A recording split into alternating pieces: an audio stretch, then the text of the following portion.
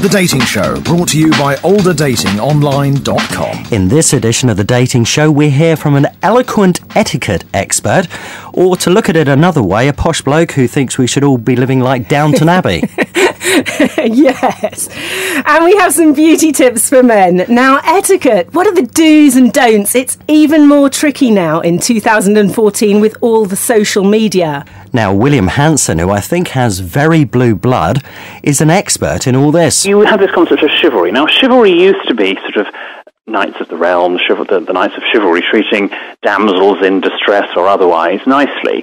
And actually, chivalry today extends to anybody. Women can be chivalrous towards men, women can be chivalrous towards women, men can be chivalrous to men. Traditionally, it's obviously, if a man and a woman were going out on a date, the man should still pull out the chair for the lady. If he knows the lady is really going to balk at this and not like it, then don't do it. But if it's someone who he doesn't know whether they like it or not, then do it the first time. And similarly, the women shouldn't bite their hand off for doing it. It was just a nice gesture. They're not patronising the woman.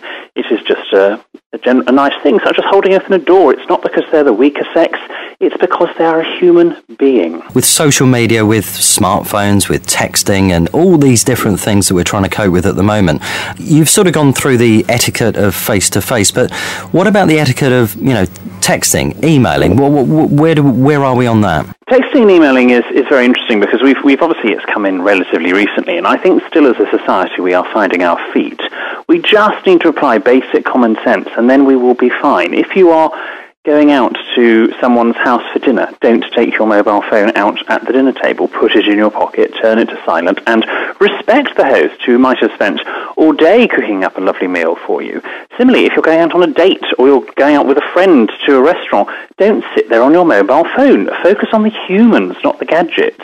The humans are much more important than these sort of devices, and I think why people do focus on their tablets or phones or laptops too much rather than people is because these social skills, which 50 years ago were part and parcel of everyday life, are not being taught anymore, and they are insecure, and so they are hiding behind their devices. When you're texting or emailing people, what's your advice on that? If you're going to send someone an email is an electronic letter. So if you are emailing someone you do not know, you follow the conventions that a letter has. So you would start with Dear Sir or Dear Madam if you didn't know their name, and that would end with Yours faithfully. If you did know their name, you would start with Dear Mr. Smith and then end with Yours sincerely. You still follow those conventions. When it's someone you know, you can have, it obviously becomes quite informal and you can have a back and forth. But it does annoy me, people that email me with, Hey William, when they've absolutely no idea who I am or they've never met me. They are being too informal. And it is true, familiarity breeds contempt. And texting? Texting, if you're going to do it, obviously you need to make sure that everything is spelt perfectly because people judge you by your text. And again, if you're sending a text to someone that you don't necessarily know particularly well and it's full of typos or abbreviations or silly little smiley faces, then they are going to form an opinion about you. And if it is a juvenile opinion that you want to cultivate, that's absolutely fine.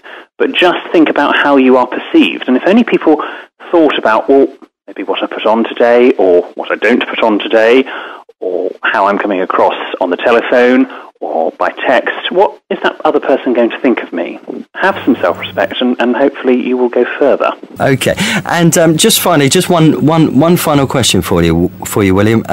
If you had to pick one sort of nugget of advice you could give, good advice you can give people. Whatever you do, don't call it a toilet because it's a lavatory. Toilet's an awful word. Toilet was actually your makeup and your wig back in the sort of the days of the French and English courts that you did. The actual thing is a lavatory, and that's what you're going to, unless you're going to powder your wig, of course, in which you can go and say, I'm going to the toilet. Well, I normally call it a kazi. I hope you didn't tell him that. I've just sent him a text, smiley face, saying, cheers, mate, for the interview. He's going to love that. Listen, to be honest, I felt that he was pretty scary. Although some of the stuff that he says, I do actually find correct. Like opening the door is definitely something. If a guy doesn't open the door, if he's walking to the door and I'm there and he doesn't let me go through first and hold it open, I just think to myself, what a commoner. Really? Absolutely. And also the thing about the toilet, I know it's hysterical, but I never call it a toilet. I always say, excuse me, where's the bathroom? The Dating Show, brought to you by olderdatingonline.com. Now, beauty tips for men. Now, Eliza, just close your eyes for a moment. Okay, I'm only going to do that because you're that side of the desk and I'm this side of the desk. What are you going to do to me? Just shut your eyes. Okay. And imagine Johnny Depp's face. Oh, nice. Now imagine Brad Pitt's face. Oh, gosh, I can't decide which is better. Okay. And finally, David Beckham's face. Okay. All right. Now, I've moved around the other side, so I'm right in front of you. Now, look at my face. Ah! Oh, my God. That's not so good. Now, Paige is a British-based beautician.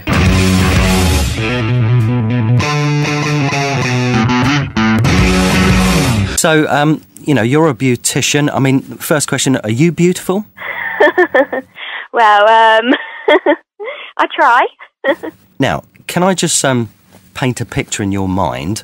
I used to be quite a good-looking bloke, but I'm now 47 and it's all starting to go wrong. So what should men of my age do? Should we start to moisturise a bit more? Women start ageing at 25, so that's when women should be starting with their creams and all of that.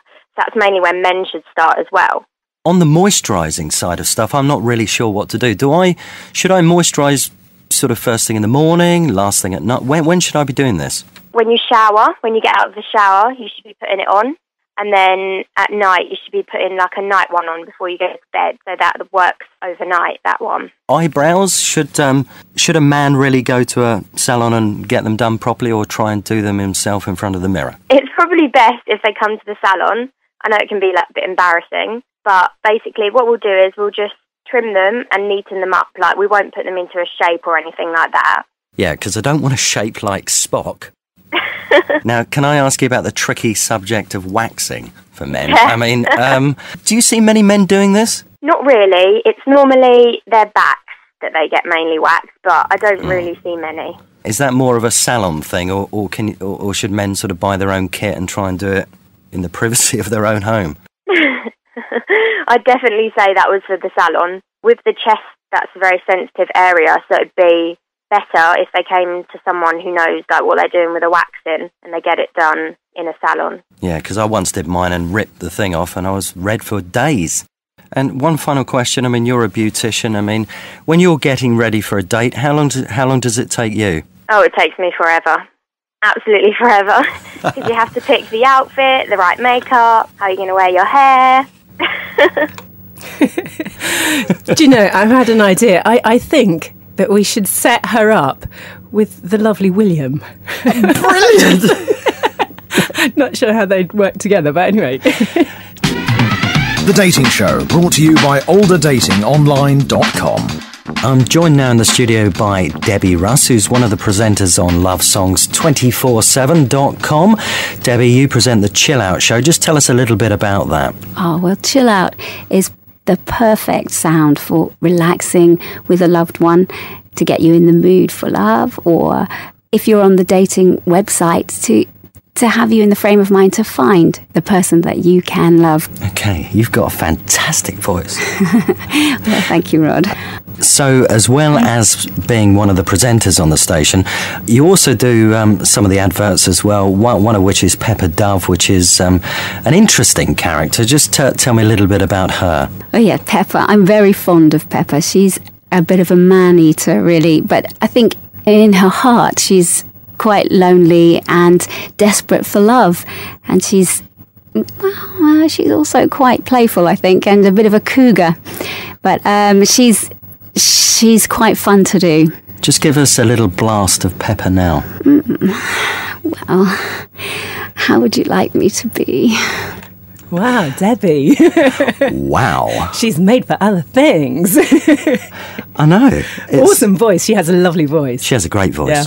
And she presents the Chill Out Show on lovesongs247.com, which is a great radio station to listen to if you're online dating or just want a bit of nice music in the background, because they've got loads of different stuff. Soul, Chill Out with Debbie, blues, jazz, and also Northern Soul. The Dating Show, brought to you by olderdatingonline.com. In the next edition of The Dating Show, now I'm really, really excited about this one.